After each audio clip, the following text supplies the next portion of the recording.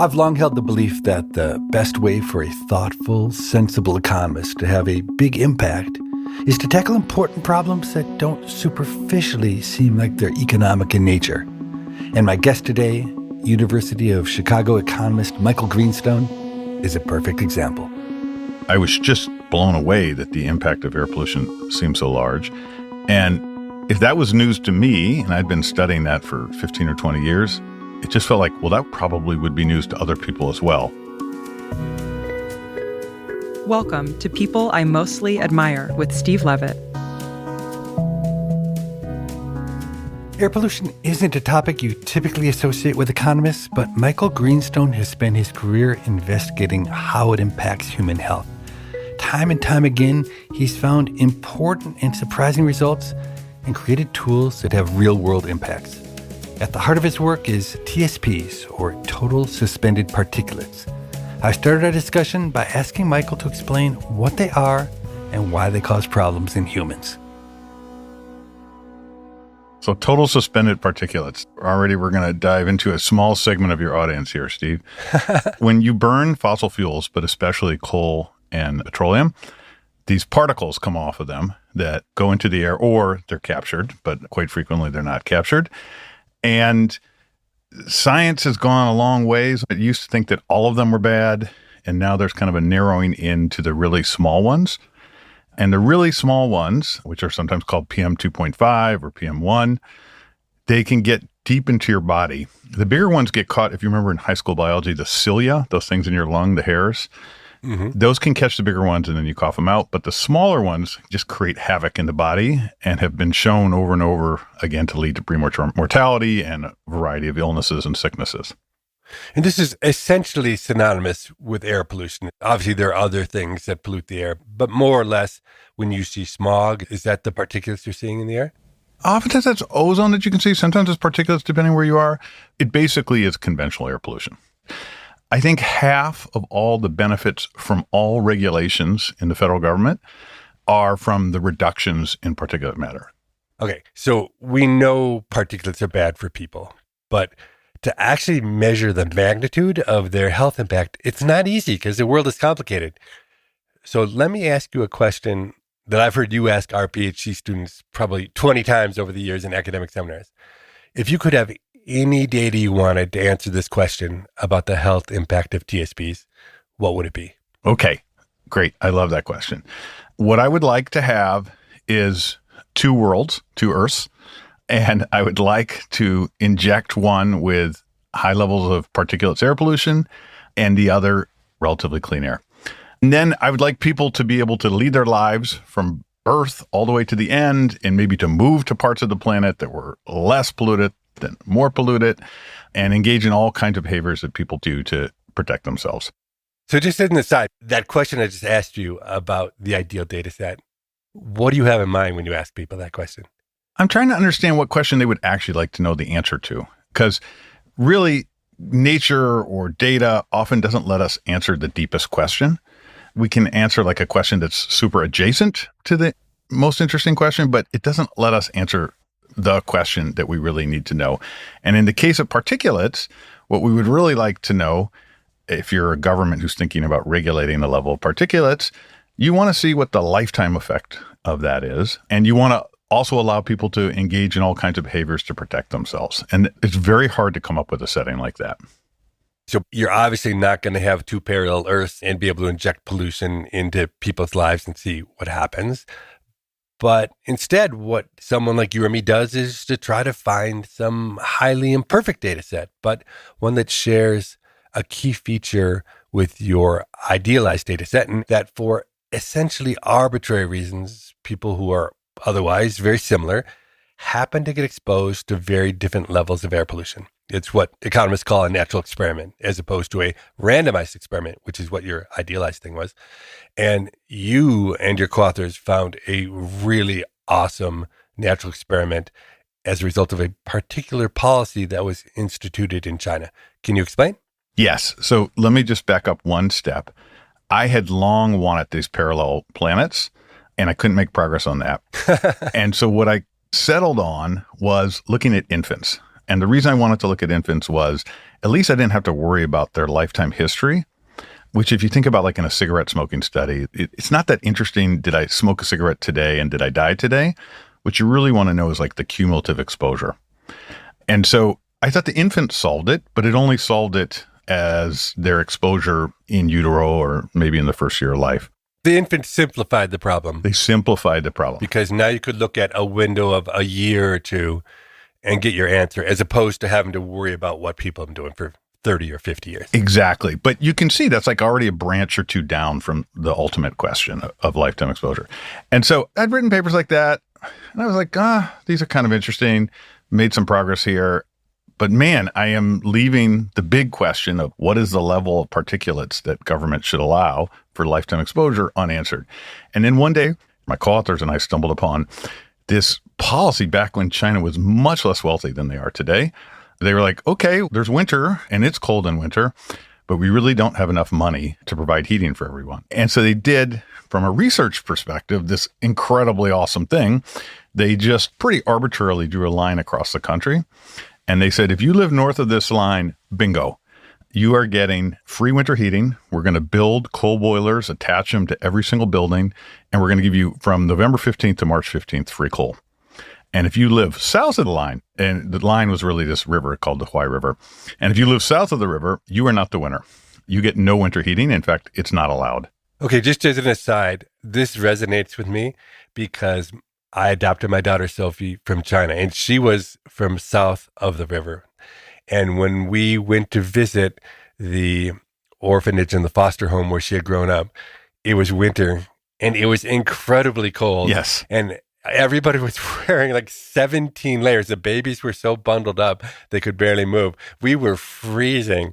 And this is before I knew about your study. But as soon as I started studying, I'm like, oh my God. I lived it. For 2 days, I experienced exactly what you're talking about. Yes. Okay. So you're one of the rare people. So I gave a lecture in Chengdu, which is in the northern part of the South, maybe not that far from Sophie's orphanage.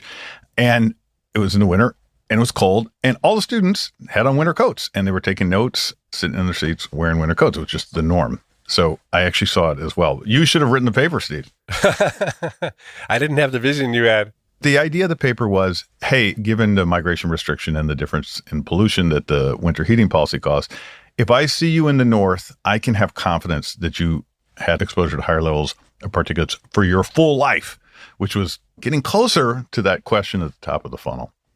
And so the idea is that if it wasn't for this policy, our best guess is that the people who live to the south and the north of the river, they would have similar lives and they'd expect to have similar life expectancies.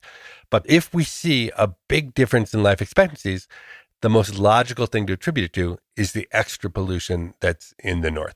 Exactly. And so the whole paper is basically two graphs. One is, do you see a jump in pollution concentrations just as you move north of the river? Okay. And do you? You see a 40% increase in pollution just as you cross the river. And I should say, like, you and I wouldn't be talking about this if that wasn't true. That would have meant there was no policy in effect.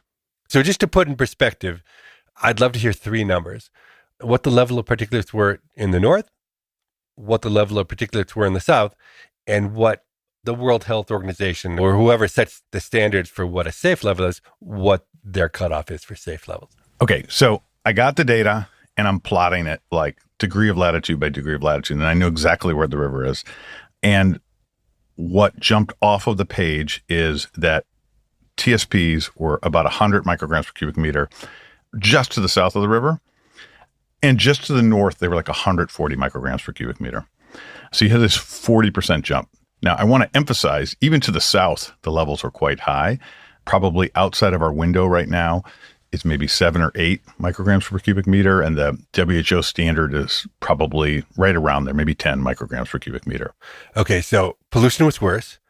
But honestly, how much could that really affect life expectancy? I remember when I first heard the results, I was completely blown away.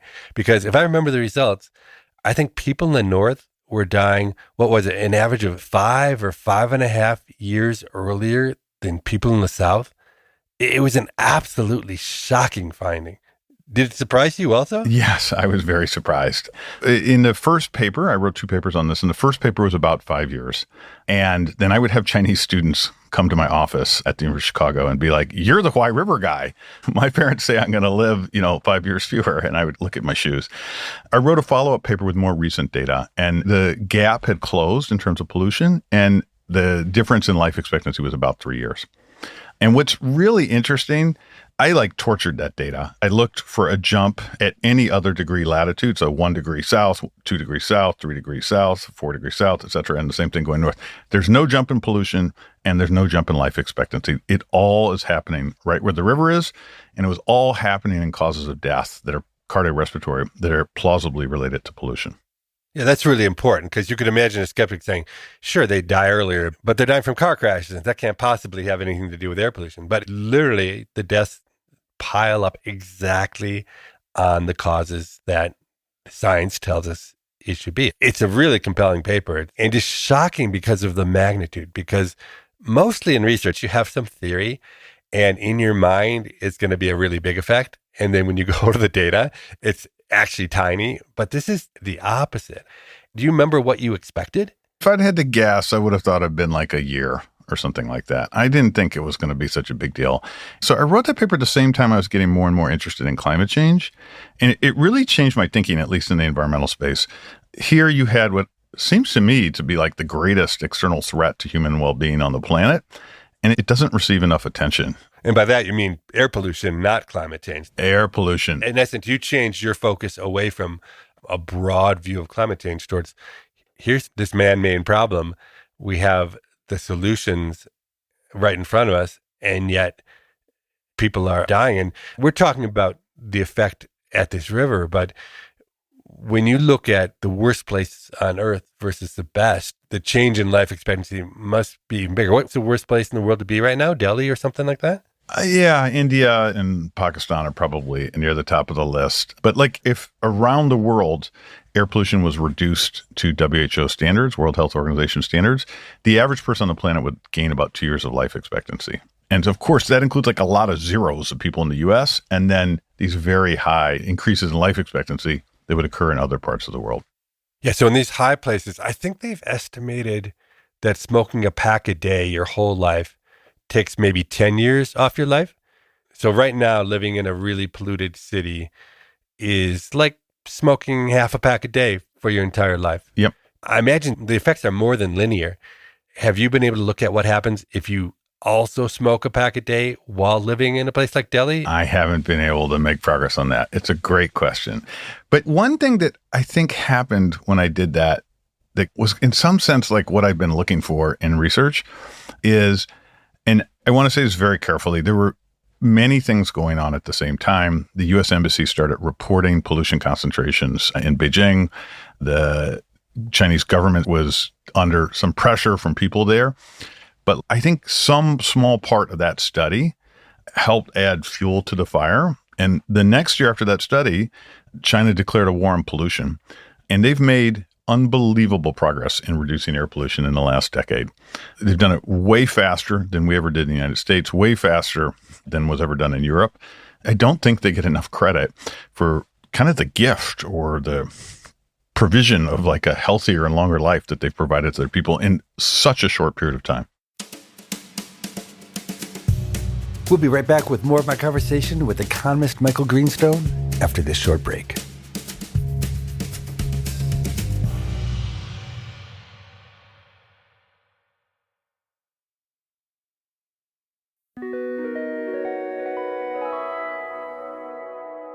So you just talked about how this study you did may have had an impact on China's policy. And I often criticize academic economists, especially economists who study the developing world, who study poor countries, because they run little research studies that show huge impacts like yours did. And then they get those studies published in prestigious journals. And then they move on to the next study rather than actually doing all the hard work it takes to try to get their solutions adopted at a large scale. And I don't believe individual economists. The incentives in our profession reward publications. It doesn't do much or anything for one's career to actually get your ideas implemented. But one thing I really admire about you is that you're really committed to turning your research findings into real world impact. So you didn't just publish that study.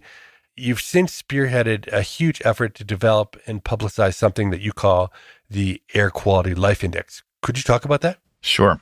So the idea of the Air Quality Life Index comes from your question, which is, what was I expecting the answer to be? A basic tenet of economics is that there's perfect information and that people understand everything, or at least we would like that to be the case, to produce optimal outcomes. And I was like, I don't think people know this.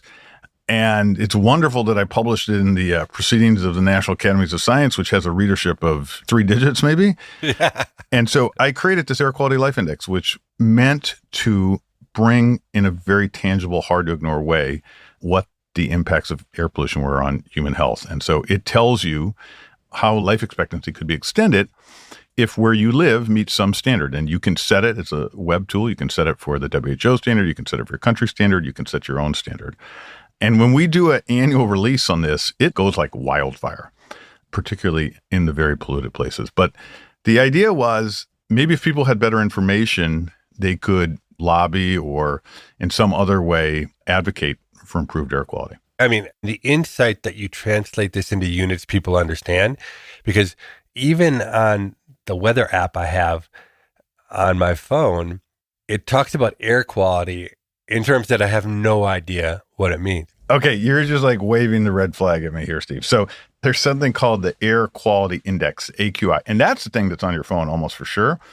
And that's the thing that gets all the attention. That is like in colors. There's brown, there's orange, there's purple, there's red. It's pretty far from the ultimate question. It's kind of telling you, it's bad in this second. But it is not providing much meat on the bone in terms of what would be the benefits of large-scale long-term reductions. Yeah, it's telling me maybe if I'm old, I'll stay in today instead of going out. But your answer is, look, this is taking 3 to 5 years off somebody's life. That means either they should think really hard about maybe moving to a different place that has better air, or they should be pushing their policymakers to actually do something to get rid of the coal plants. And you're right, the thing on my iPhone doesn't have any of that effect at all, but your AQLI really hits at it. And so I'm not surprised that it's like wildfire when you release it, because it actually speaks to people in a way that has meaning. But I would say, as hard as it was probably to pull off AQLI, I have to say your most recent endeavor in the air pollution space is truly off the charts when it comes to ambitious projects. It's called the Emissions Market Accelerator. And unlike AQLI, where you provide information and you hope that others are out there making the change, here you're right smack in the middle of the action. Could you describe the pilot study you did working with coal burning plants in the city of Surat in India? What were they doing before you got involved? And how did your program change things? Okay. This is so dangerous and so generous of you to interview an academic. But I really want to, Steve, tell you about the 500-page version of how we got there. Okay, good. I had worked in the Obama administration in his first year because I was super suspicious that any American politician was going to be very interested in doing something on CO2. And after the election, before Obama was inaugurated, he gave this very detailed, very forceful speech about climate change. He wanted to set up pollution markets. So these would be markets run by the government, regulated by the government, where they would reduce the collective emissions that were allowable in the U.S. economy, and do that in a very efficient way by allowing polluters to trade amongst themselves to find the least cost way to do it. The idea is that instead of giving very strict mandates on you must install this pollution abatement equipment or you must use this fuel, which is the standard form of regulation that's done at individual polluters, the idea of a cap and trade market is, the Steve plant, they're really efficient and they have ways to reduce pollution very inexpensively. And the Michael plant is clunky and old and doesn't really know what they're doing. But the regulator doesn't know much about Michael or Steve, so they're in no position to really step in. Exactly. So then they just give the Michael and Steve plant the same rule. And it ends up being very, very expensive for Michael and not that hard for Steve. And Steve probably could have done a lot more. The idea of a cap and trade market is to say, forget that. I'm not going to set a standard for Steve. I'm not going to set a standard for Michael. I'm going to do it for the combination. And then I'm going to let them work out through trading how to reach that lower standard together. And so in practice, the clunky Michael plant would end up paying Steve to reduce his emissions by a little. It wouldn't be very painful for Steve. And the Michael plant would benefit because they wouldn't have to engage in expensive pollution abatement. And that's like the dream of economists for how to deal with pollution. And so the key is that prices are what make this happen. There's a price on pollution. And so if it's easy for me to lower my pollution and it's hard for you, then we'll trade money. Yeah. And in the end, there's less pollution in the air. And it was a lot cheaper collectively for the plants to get the pollution down. And there's been a transfer made between the companies that are not good at reducing pollution. They're making a big payment to the companies that are good at reducing pollution. And that's how we get a lot of pollution reduction. So I went into the Obama administration to work on that because the president gave such an inspiring speech, and I believed that he really meant it. And I worked on it diligently. And then about a year in, it became apparent that the efforts had passed the House, but were going to die in the Senate. And so I left, and I was kind of bummed. The first thing I did is I went back to India where I had a bunch of research projects, and I totally had cap and trade on the brain, and met with like the Minister of Environment and Forest with some of my colleagues. And he was so jazzed because he just announced that everyone had to install what was called continuous emissions monitoring systems. So you would know what pollution was coming out of every plant. And he was going to leave it at that. And I said, whoa, hey, that is like the foundation of doing a cap and trade market. And by the way, most of the pollution in the world is inside developing countries, not all, most, be it conventional pollutants like particulate matter, which we've been talking about, or greenhouse gases. And yet you guys are not using this really efficient tool that has proven to be effective in the United States and EU and places like that. And so he was totally game to give it a try. And there was a long and winding path from there. But we ended up, as you said, in the city of Surat. And this was done with my close colleagues and collaborators, Rohini Pandey, Nick Ryan, and Anant Sudarshan. And we worked with the regulator to set up a randomized control trial. He put the names of 350 plants into a hat. And then we randomly drew those names out. And a half of them went into this new pollution market that we had designed with them, with the Gujarat Pollution Control Board. And a half continued to be regulated in the standard way. Okay, you're pretty close to your ideal data here, right? It's not the whole world at once, but for a big city and with 300 really polluting plants, you're more or less doing what you'd want to do, right? Yes. It felt like the cat's meow. And I can't believe they did this because I've had some success where I talked to the person at the very top of a hierarchy and I proposed something radical. And that person is visionary and willing to take risks. And they say, yeah, that sounds great. But to get through the bureaucrats and the layers below that, it's always failure. And this is the kind of policy that would scare a policymaker to death. You're randomizing, there's markets. If anything goes wrong, it's the end of their career. I can't believe you pushed this through.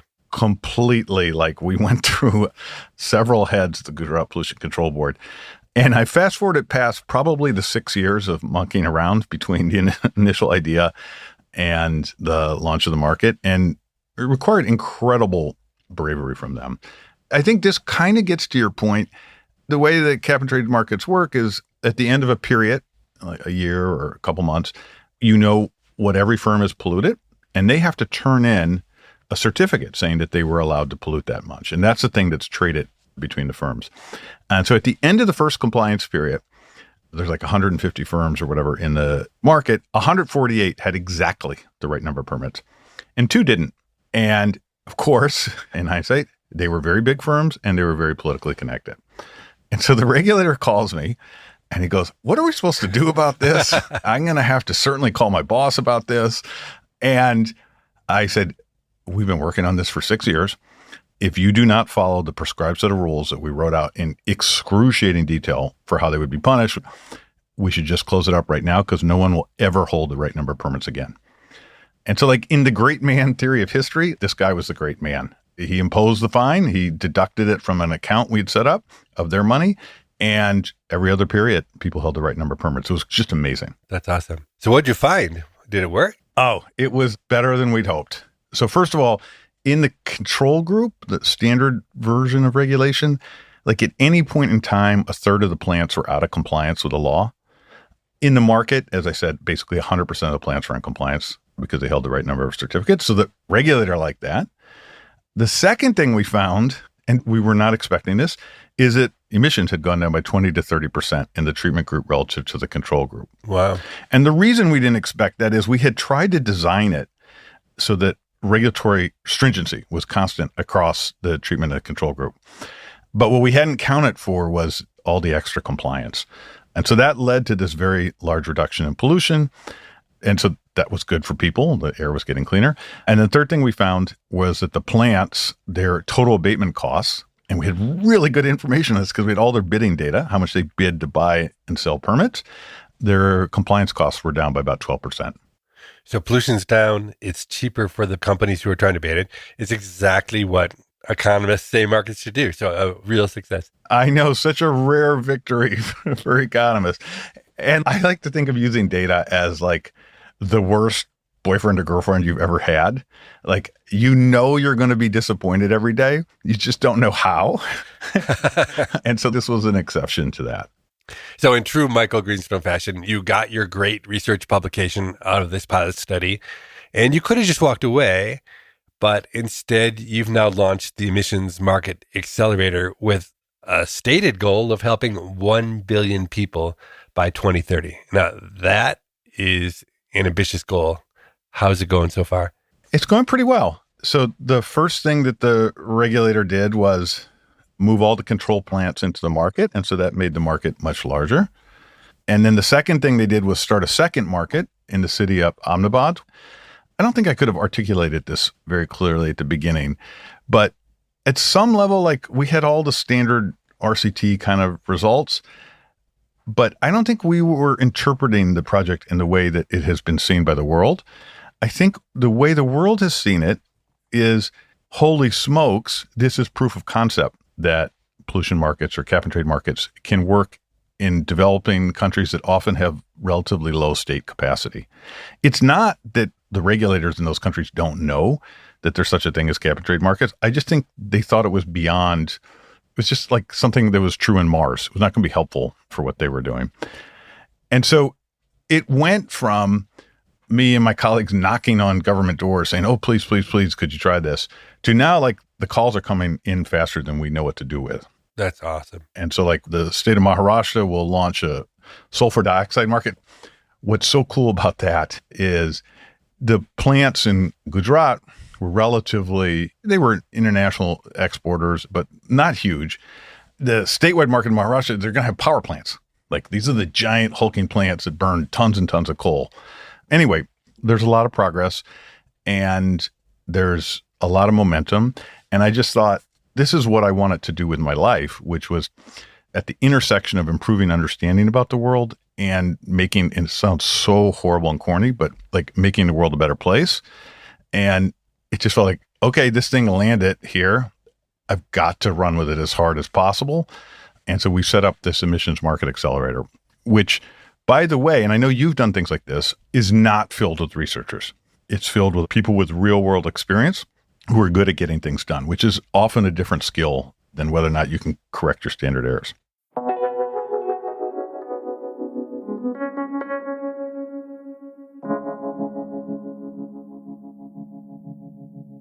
So I interviewed you back in 2019. I was guest hosting on Freakonomics Radio, and the topic was preserving the Amazon rainforest. And I'm curious, in the 6 years since we've talked in depth about climate, are you encouraged or discouraged by what's happened in terms of public policy? Well, maybe I won't quite answer that question. I'll answer a different question. Compared to 10 years ago, we're on a completely different path in terms of how much warming we're likely to unlock.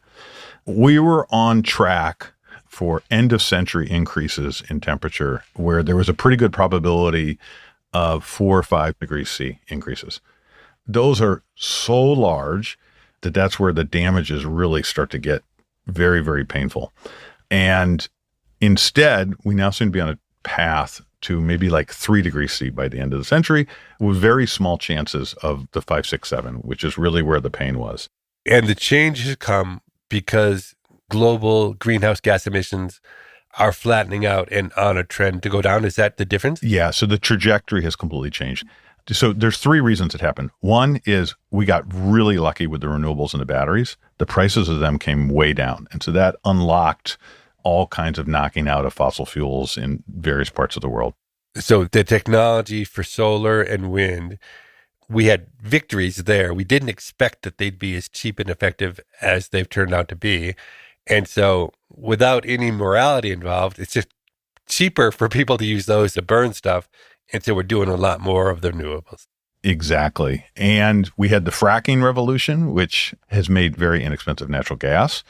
And that has knocked coal out of the system in a lot of places. So we got lucky on a couple technologies.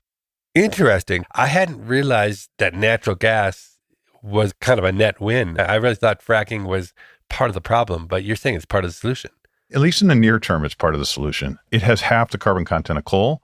And most of the progress, not all, but much of the progress that the U.S. has made has just come from natural gas knocking coal out of the electricity generating system. It's really been an amazing transformation. Okay, great.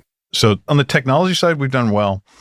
There have been some advances in policy. I would not call them very large, but there have definitely been some advances in policy, and they have helped. What's a policy that's been good? So the EU has, just to return to our discussion earlier, the EU has a cap and trade market for CO2. They've used that to reduce their emissions by quite a bit. We've seen signs of life of policy, like regional policies in Canada and the US. And in fact, I think the US is the only G7 country without a carbon price. So there have been advances in policy, and those have been important. I would not call them earth-shattering, particularly because 80% of emissions through the rest of the century is going to come from outside the OECD. That's where the money really is. Yeah. And then the third thing that we got lucky on, some climate scientists changed their mind about something called the equilibrium climate sensitivity parameter. That's like a horrible phrase, but it basically tells you how much warming we're going to get for a given amount of CO2 emissions. They had the same consensus view for 3 decades, and they basically changed their sense of how probable it would be that you could have these very large changes in temperature for a given change in CO2 emissions. And so that really has helped reduce the range of the trajectory of where we are for temperature increase at the end of the century. So again, that's interesting. I don't think a lot of people have heard that. I'm actually surprised that climate scientists would admit to that, because climate scientists are in this difficult position of being both scientists and advocates. And if you admit that the risk of a given amount of carbon emissions is lower than we thought, then it leads people to be less interested in lowering emissions. And that's not something I thought the climate scientists were excited about doing. I think it varies from climate scientist to climate scientist. I think where the challenge has been with the climate scientists, in my view, is you will not catch me trying to say something about climate science. It's not my area of expertise. I don't know it. I think they have wandered into the economics of it. And I think that's where I've been most uncomfortable with some of the statements that come out of them, where they equate changes in temperature to particular economic outcomes. And they're not very good or trained at thinking about like how people adapt and how they might change their behavior. And so some of that leads to what can be quite large predictions. When I think about your research, it's very human focused. You tend to measure outcomes like expected life saved. But it's probably fair to say that many climate scientists are more focused on the planet than they are on humans. I wouldn't be surprised if many climate scientists probably secretly wish that there were very many fewer humans out there ruining the planet. They might not be so excited about your policies that are saving lives and putting more people on the planet. Has that difference in views ever come up explicitly as you interact with climate scientists?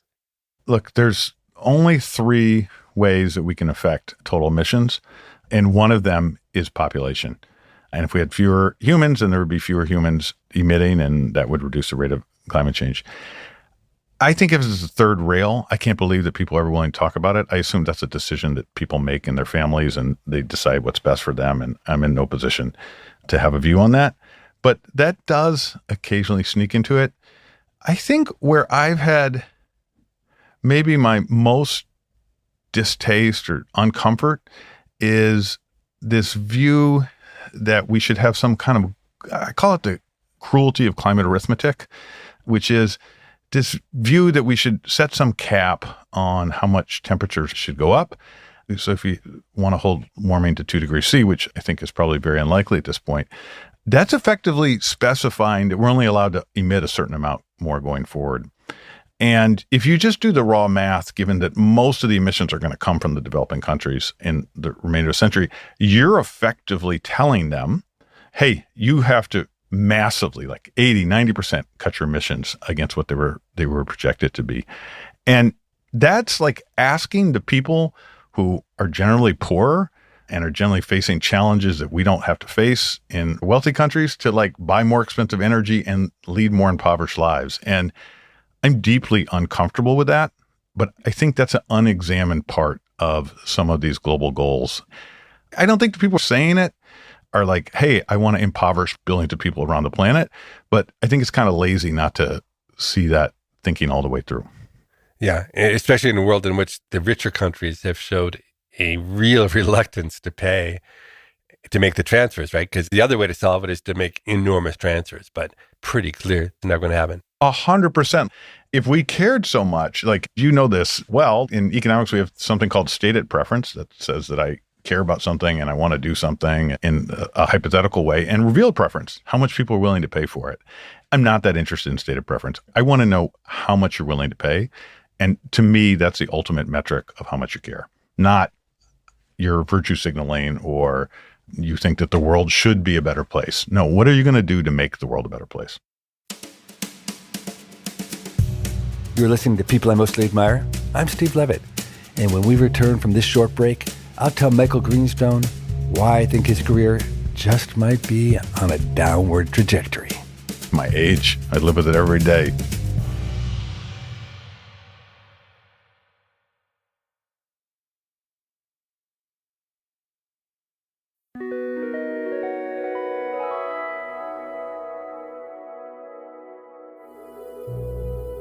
I've known Michael Greenstone for a long time, and as you've heard over this conversation, he's an economist through and through. Fittingly, he holds the Milton Friedman Chair in the University of Chicago Department of Economics. Now, Milton Friedman was a champion of free markets, and his theories fundamentally influenced the direction of our economics department for decades.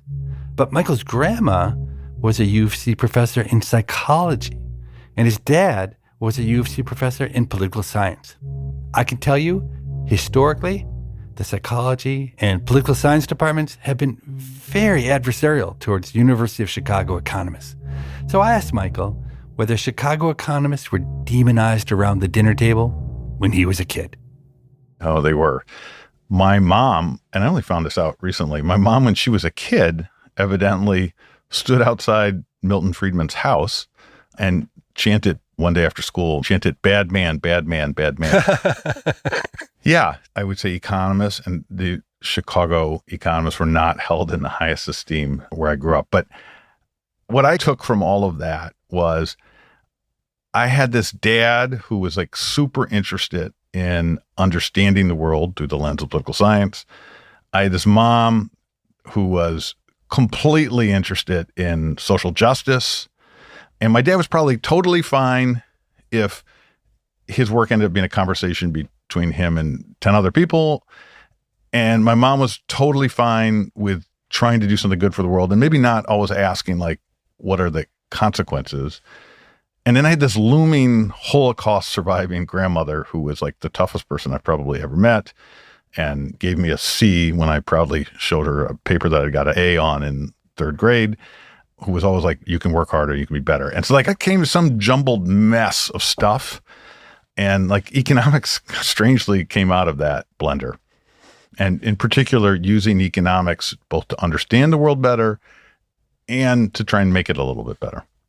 In the modern world, being the Milton Friedman professor of economics is a mixed bag. What was your reaction when the department chair came to you and said that they wanted to give you that title? So the department chair had told me, hey, come, we're going to give you a chair. Don't worry about it. But the university imposed a deadline on me. And so I was like, okay, fine. I'm coming. I'm excited to come. We'll deal with the chair later.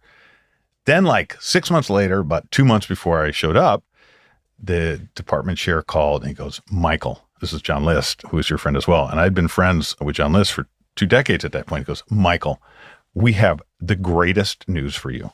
He goes, you're going to be the Milton Friedman chair in the University of Chicago Department of Economics. And like my heart stopped. I just sat there in silence and I was like, okay, there's a left or right in front of me here.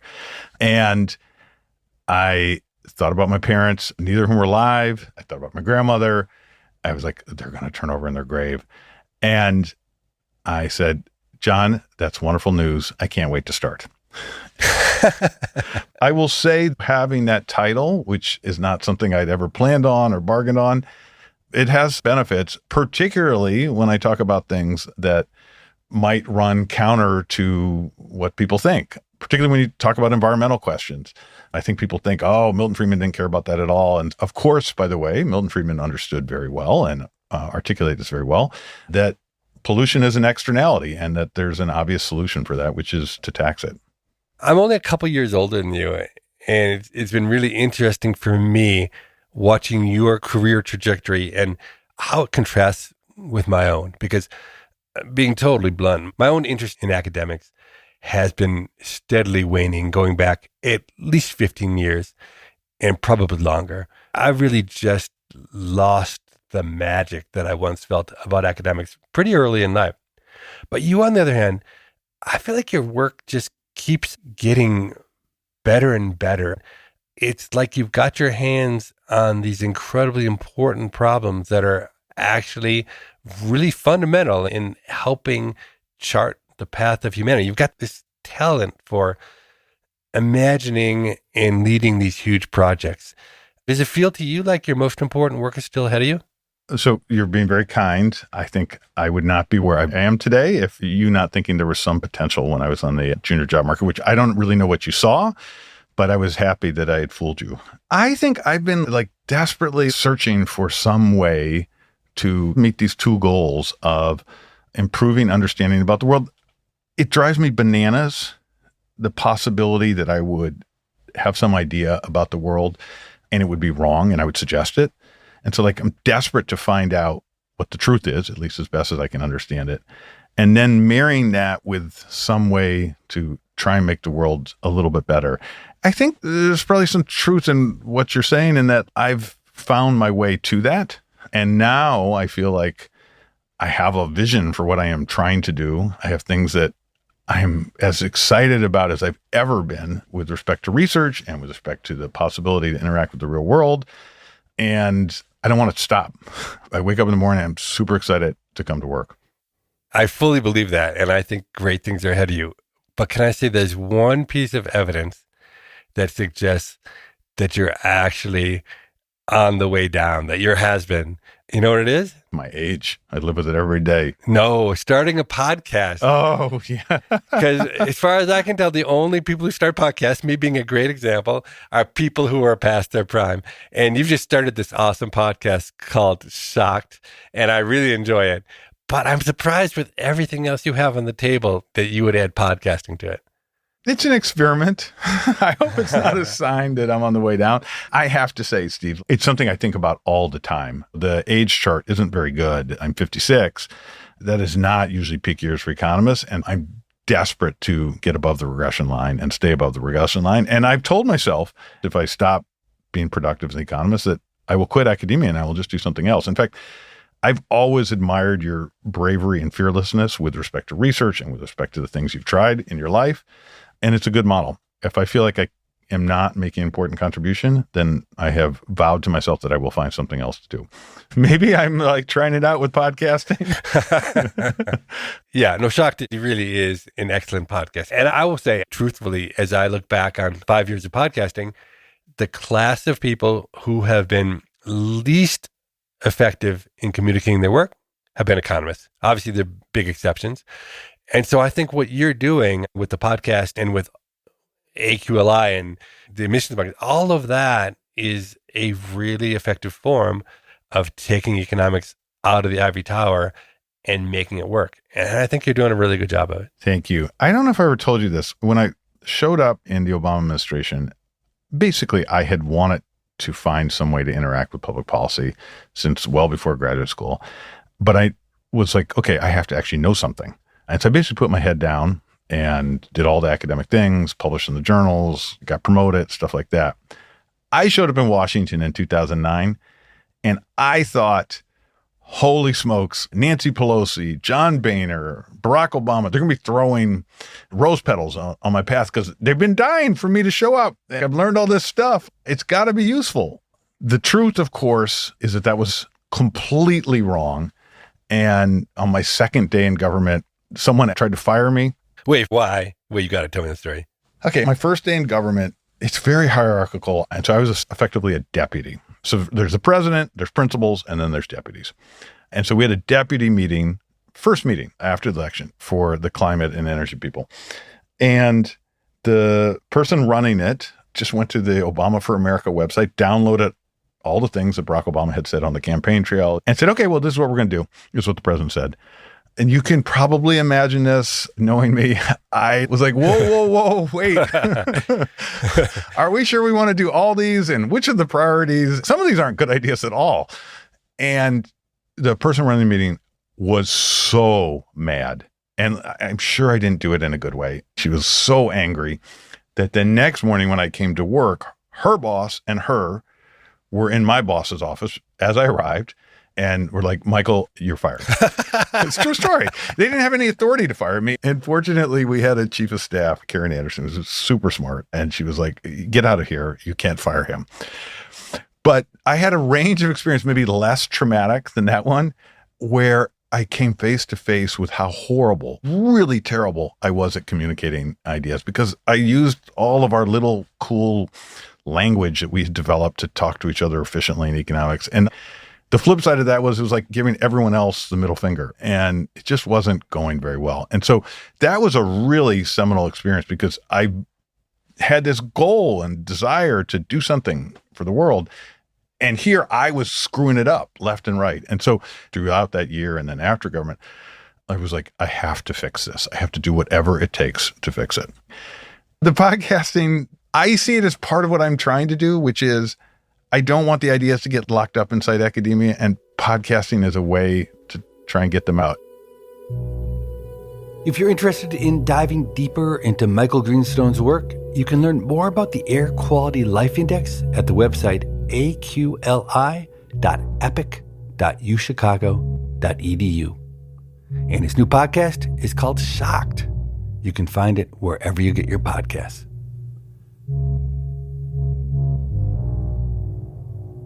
So this is the point in the show where I welcome on my producer, Morgan. Hi, Steve. So as you said in the episode with Michael Greenstone, you interviewed him for a Freakonomics Radio episode back in 2019. It was for an episode called The Simple Economics of Saving the Amazon Rainforest, episode number 428. And in that episode, you explored an idea that high-income countries should pay Brazil to not deforest the Amazon. The Amazon is a huge carbon sink and incredibly valuable in protecting the planet's climate, yet Brazilians are cutting down trees every year for ranching. You proposed that if rich countries paid Brazil $10 billion a year, that would give them 10 times the economic benefit that ranching gives them, and the Amazon would be protected. Now, recently, there's been potentially a bit of progress on this front. It's through a program called the Tropical Forest Forever Facility, or TFFF, which does not roll off the tongue, and they really need a better acronym. TFFF. Yeah, can you tell listeners a bit about TFFF and whether it's a step in the right direction or just idealistic and not effectual? Okay, I will. First, I want to make clear that the $10 billion you talked about, Morgan, as you introduced the program I had in mind, it sounds like a big number, but when you actually do the climate math behind it, the value of avoiding the deforestation that's happening every year in Brazil is worth at least $30 billion to the world as a whole. So it's really a bargain when it comes to conservation. It's one of the single best things we could do if we could convince Brazil and other countries to stop cutting down their forests. So as I understand the TFFF, Morgan, the plan is this. every country that has rainforests, like Brazil, let's just talk about Brazil, will get paid $4 per year per hectare of existing forest, with one catch. For every hectare of forest they destroy in that year, the fund deducts $400 from the payment they get. And if you really destroy a whole lot of forest that year, then they deduct $800 per hectare destroyed. Okay, so it's a pretty clever design. It's the kind of design that economists would come up with because it makes the marginal incentives really, really strong relative to the average incentive. So what you're saying is the punishment is 100 times bigger than the stipend. Exactly. And that makes a lot of sense because if you think about the Brazilian rainforest, there's a lot of it in the middle that nobody's going to destroy for a long time. It's really on the edges where the destruction's happening. And so if you have a program that pays really generously for every hectare, it would be insanely expensive. So what they do is they pay just a little bit, $4 per hectare. And that's a very low price. But on the margin, you get punished a lot for everything you destroy. And that's really where the countries are operating. Brazil, for instance, is destroying maybe 0.25 or 0.3% of the forest every year. It's not like Brazil's cutting down 25% of the forest. And so you can really focus the program on these little destructions around the edges, and it's exactly the way an economist would want to set it up. What's the problem? Is there a problem? I think there is a problem. There's one I'm really worried about.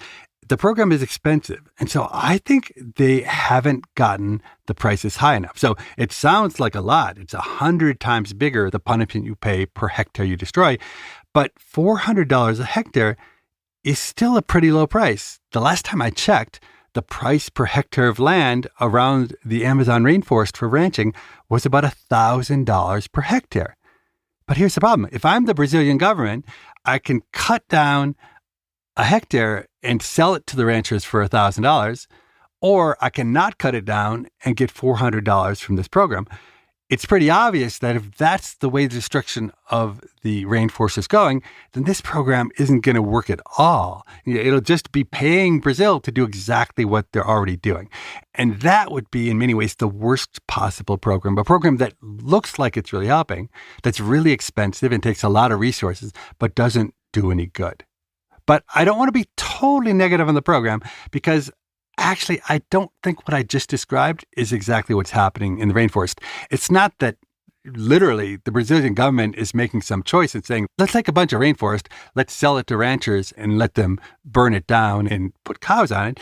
What's really happening is, well, a lot of it's illegal activity around the edges. And so it's worth $1,000 to the illegal ranchers, but that's not $1,000 that's going into the coffers of the Brazilian government. So it's possible that this number is big enough because the Brazilian government would say, wait, these illegal ranchers are cutting down the rainforest, and it used to not really cost us anything. It was just a little less rainforest. But now they're saying, wait a second, every time they cut down a hectare, that takes $400 out of our coffers. And so it may be that even though the price, $400, is less than the value of the land to the ranchers, it may be a high enough price for the Brazilian government to go send their military out there and say, hey, ranchers, you're not going to do this anymore. And if that's the case, then this would be an excellent program, an amazing program that I could really support. So if it were up to you, would you be increasing the punishment price? Absolutely. I would make the punishment price really high. Why not make it $2,000 per hectare or $4,000 per hectare? Just make it such that people really don't want to cut down the forest because we really think it's a bad idea. If the punishments were higher, you could also make the base payments for the forest that doesn't get cut down. You could imagine making that higher too, because now, to the extent that some people are still being punished, you are saving a bunch of money through that punishment that would then give you more money to put back into the kitty for the people who aren't cutting down the rainforest. Listeners, if you have a question for Steve Levitt or a problem that could use an economic solution, send us an email. Our email address is pima@freakonomics.com. That's PIMA@freakonomics.com. We do read every email that's sent, and we look forward to reading yours. In 2 weeks, we're back with a brand new episode featuring Michael Crow. He's the president of Arizona State University, which U.S. News & World Report has named the most innovative university of America, not once, not twice, but for 11 straight years. As always, thanks for listening, and we'll see you back soon.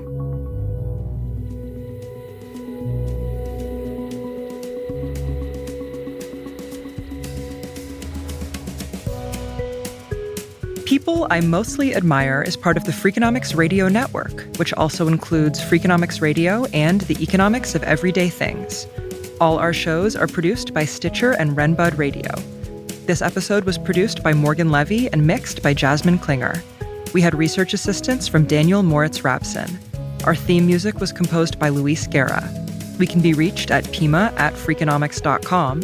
That's PIMA @freakonomics.com. Thanks for listening.